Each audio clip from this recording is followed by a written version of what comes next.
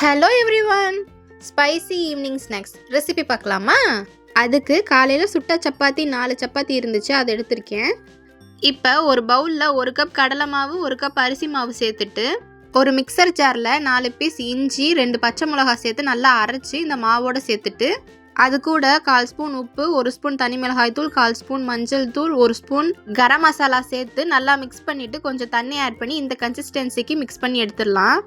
இப்போ ஒரு சப்பாத்தி எடுத்து இந்த மாதிரி மாவல்லி அதில் அப்ளை பண்ணிவிட்டு இந்த மாதிரி ரோல் பண்ணிடலாம். இதே மாதிரி எல்லா சப்பாத்தியும் ரோல் பண்ணி எடுத்துக்கிறேன். இப்போ ரோல் பண்ண சப்பாத்தியை 10 மினிட்ஸ் ஸ்டீம் பண்ணி எடுத்துக்கலாம். 10 மினிட்ஸ் கழித்து ஓப்பன் பண்ணி கொஞ்சம் ஆற விட்டு இந்த மாதிரி எடுத்து ரவுண்ட் ரவுண்டாக கட் பண்ணி எடுத்துக்கலாம்.